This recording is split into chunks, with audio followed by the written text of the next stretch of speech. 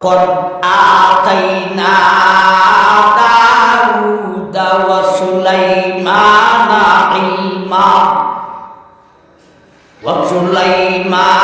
علما وحكما ও দুনিয়ার মানুষ, আমার দাউদ আর সুলাইমানকে ইলম আর হিকমত দান করিয়াছিলাম। এই হলো আজকের আলোচনার প্রথম আয়াত, 15 নম্বর আয়াতের প্রথম অংশ। আমার দাউদ আর সুলাইমানকে ইলম আর হিকমত দান করেছিলাম। এখন কথা শুরু হয়, দাউদ আর সুলাইমানকে ইলম আর হিকমত দিয়েছিলেন। আগে দাউদ আর সুলাইমানকে চিনার প্রয়োজন, এরপরে দাউদকে ইলম আর হিকমত কি দিয়েছিলেন, সুলাইমানকে ইলম আর হিকমত কি দিয়েছিলেন। এতটুকু আলোচনা করলে 15 নম্বর আয়াতের প্রথম অর্ধেক শেষ হল। কথা বুঝতেছেন নি আপনারা? আসুন, দাউদ রেয়া গেছিল। আমার ভাই, অতীতে অনেক বছর পূর্বে আমার ভাই যান বনি ইসরাইল ফাঁকা হয়ে গেল। মুসা নবী দুনিয়া থেকে বিদায় হওয়ার পরে এদের মধ্যে আর কোন নবী আসেন নেই। লক্ষ্য কইরা শুনলে কিছু কথা বলুন। এখন কথা বলতেছি কিসের জন্য? দাউদের পরিচয় দেওয়ার জন্য। অনেক ফাঁকার পরে বনি ইসরাইলকে আল্লাহ এক নবী দিলেন, তিনি হলেন হযরত শামুয়েল আলাইহিস সালাতু ওয়াস সালাম। বনি ইসরাইলে নবীর কাছে আইসা বলে, ও আল্লাহর নবী শামুয়েল আলাইহিস সালাতু ওয়াস সালাম, আমরা আমালিকা কর্তৃক নির্যাতিত হয়েছিলাম। এরা হলো বেঈমান, বনি ইসরাইল হলো ঈমানদার। আমরা নবী ভাই নেই। এখন যখন এখন যখন আপনি আমরা নবী হইয়া আসেন, আমরা নবী হয়েছি, আপনার মনের আশা হইল আমালিকা কর্তৃক আমরা যে বেঈমানের মাধ্যমে নির্যাতিত হচ্ছিলাম, আমরা চাই জিহাদ করে সেই নির্যাতনের বদলা লইতে চাই। নবী শামুয়েল বলেন, তা তো বড় ভালো কথা। তোমরা জিহাদ করবে বেঈমানের সাথে, আমি নবী হইয়া নিষেধ করবো নাকি? ঠিক আছে, তোমরা জিহাদের প্রস্তুতি নাও।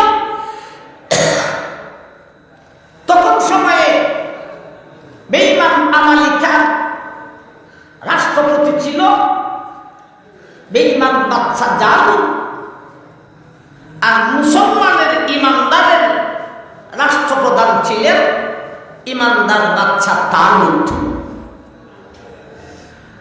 নবী শামুয়েল বললেন, তোমাদের কমান্ডার হবে বাদশা তালুত। কে হবে কমান্ডার?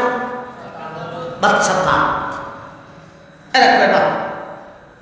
উনারে আমরা কমান্ডার মানতে রাজি না।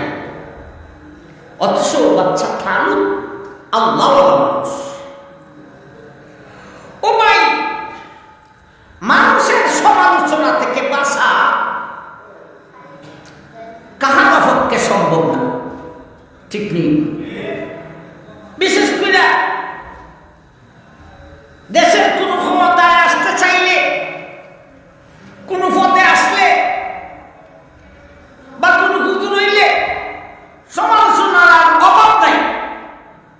বাচ্চা ভালো মানুষ, কিন্তু এরা কয় না না না, ওনারা কমান্ডার মানতে রাজি না। কিছুদিন আগে আমি এক বক্তৃতায় হবি নবীগঞ্জ বাহুবলে নির্বাচন করার কথা বাংলাদেশ খেলাফত মজলিস শাইখুল হাদিস মামুনুল হক দামাত বরকাতুহুমের দল থেকে রিকশা মার্কা নিয়ে। তো কোনো এক বক্তৃতায় কথা প্রসঙ্গে বলেছিলাম যে আমি নির্বাচন করার ইচ্ছা করেছি, কেন্দ্র থেকে আমাকে বলছে এমপি হওয়ার শখে নয়, কেন্দ্র থেকে ডাক আসছে, এই ডাকে সাড়া না দিলে আল্লাহর আদালতে জবাবদিহি করতে হবে। ঠিক নেই? কারণ ওলামায়ে কেরাম এমপি হইয়া যদি সংসদে যাইতে পারে, কারণ মিরপুরি সারা জীবন ওয়াজ-তাফসীর যা করেছি এক পাল্লায় উঠাইলে সংসদে দাঁড়ায় যদি 2 মিনিটে একটা বক্তৃতা দিতে পারি আর ওই বক্তৃতাটা বাস্তবায়ন হয়ে যায়, তাইলে সারা জীবনের ওয়াজ-তাফসীর এক পাল্লায় উঠাইলে এই 2 মিনিটের বক্তৃতার পাল্লা বাড়ি হয়ে যায়। তো বলেছিলাম যে আমি তো উজুর মানুষ, আমরা ওয়াজ করি আর কত বড় দলীয় জীবন, আমরা কি মন্ত্রী মিনিস্টার, আমরা কি লন্ডনে আমেরিকা, আমরা পয়সা খরচা করতে পারবো না। আমার বক্তৃতা বলছিলাম আমরা পয়সা খরচ করা সম্ভব নয়। মিরপুরি এই নামটা দিয়া আর সেনা দেখাইয়া আর জায়গায় জায়গায় ওয়াসকুলটা কাজ করবো দেখা, আমরা এইরকম এমপি নির্বাচন যারা করে যেইভাবে টাকা ডালে, এটা আমরা মৌলবীরা করতে কি দেব। তো বলেছিলাম আমার আসলে বিএনপি থেকে শেখ সুজা সাহেব, ইনি আমারে আরো বহু বছর আগ থেকে অত্যন্ত মায়া করে, আমিও খুব অন্তর দিয়া ওনাকে ভালোবাসি। এই ভালোবাসা লোককে আদরের কারণে আমি একটা শব্দ কইছিলাম যে হে দাদা, ইচ্ছা করলে আমার প্রতিদিন কিনতে পারবে। এটা একটা আদরের কথা। কিসের কথা? আদরের কথা। একবার একবার তুমি 50 লাখ দেবো, তুমি 50 লক্ষ দাও। মানুষ সবার সহ্য ছিল 50 লক্ষ। তিনি বললেন 50 লাখ দিলে হের একটা রুম হিলত না, হের একটা রুম হিলত না। হে যে কইল, তিনি যে কইলেন হে 50 লাখ দিলে রুম হিলত না, এটা কি ওনার সঙ্গে বিরুদ্ধাচরণ বিয়াদবি করিয়া না মায়া করিয়া? কথার ফাঁক হবো না, আমি ওনাদের মায়া করিয়া বলছি।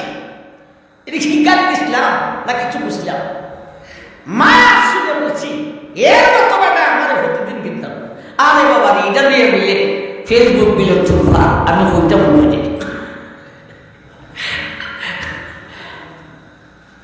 আমার ভাই জান, এটা মায়ার কথা, আদরের কথা। আদরে হ্যাঁ তো খালি মানে আপনি হে